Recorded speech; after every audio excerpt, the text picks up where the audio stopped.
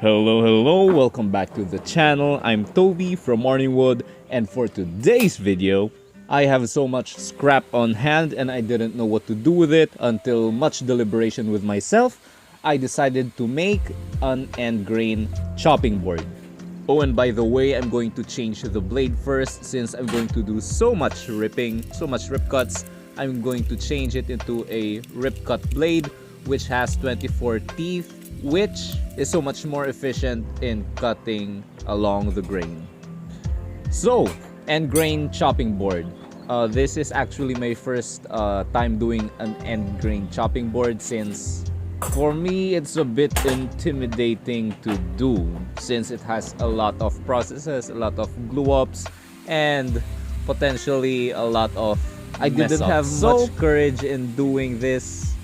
Yeah, until now. I saw a fellow YouTuber, Vincero Carpintero, made an end grain chopping board, and that motivated me more to do it myself. So, yep, thank you, Sir Vinci. Here's my end grain chopping board. Enjoy!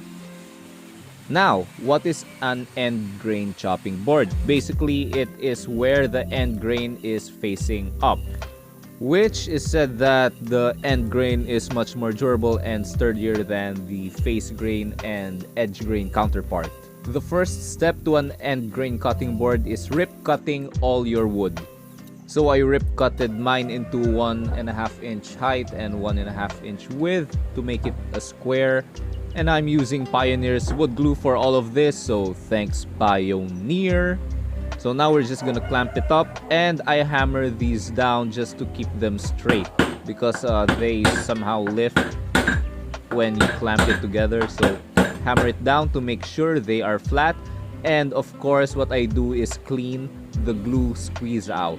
This will make your life so much easier in the long run. It's so much easy to clean the glue while it is still wet as compared to when it's dry. Yeah, so much time saving. Just clean the glue while it's still wet. I did it on top and at the bottom, so that's a pro tip from me. I did 4 of these because there was so much wood.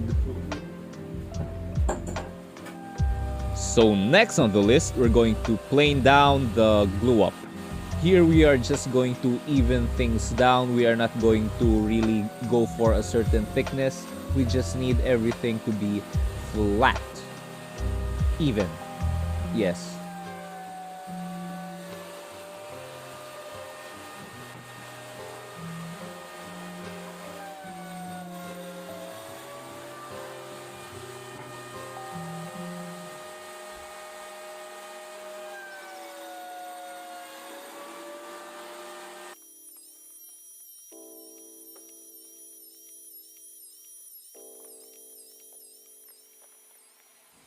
Now, to square things off, we're just going to cut one side of the uneven edges because we're going to rip cut everything again.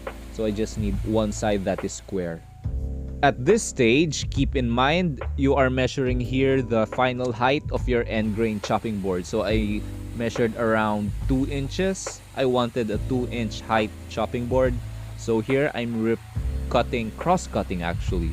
I'm cross-cutting the edge grain chopping board 2 inches each, and then we are going to glue them up together again. We're going to flip them, of course, and the end grain will be on top. One thing I like about end grain chopping boards is the deeper color, the deeper and richer color of the wood. The end grain, for some reason, is much more darker than the face grain, and it really looks so good once you finish it off.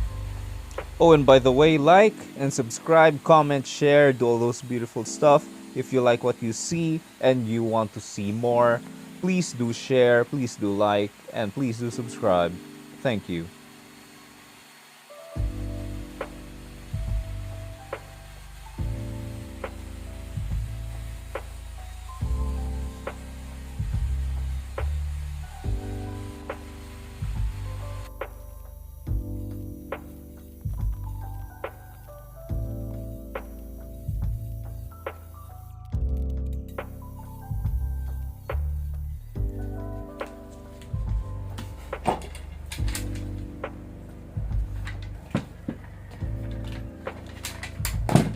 Now that everything is cut, we're gonna line everything up. This is going to be the final glue up. Once again, shout out to Pioneer Wood Glue. Pioneer Wood Glue has a very manageable open time and a very efficient drying time. So you need not to worry if it will dry up on you while you're doing your glue up.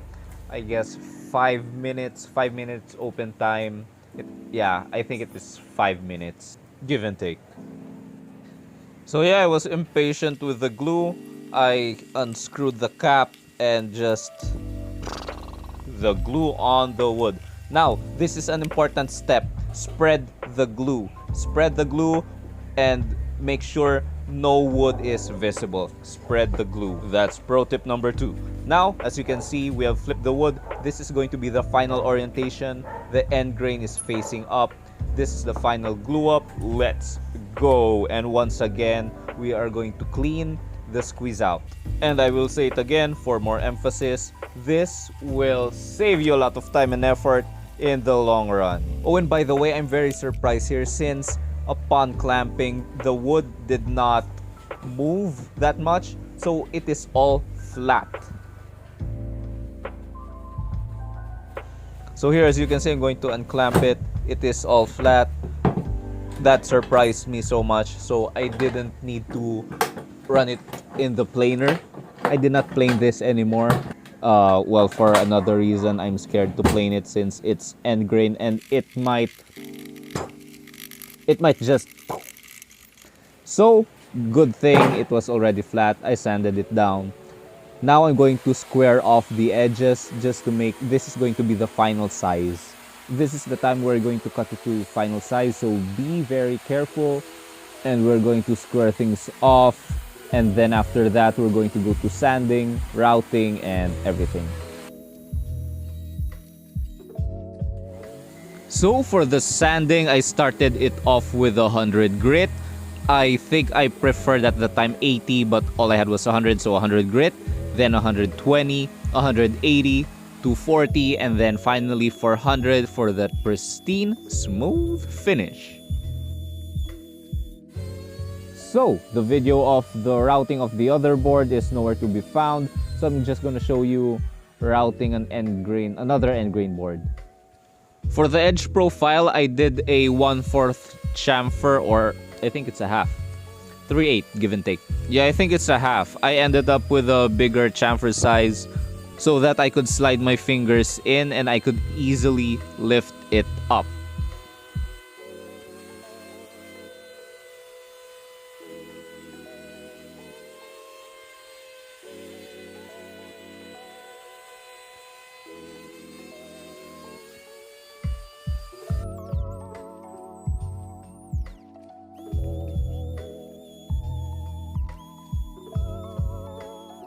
Here I'm sanding already at 240 grit just before I raise the grain.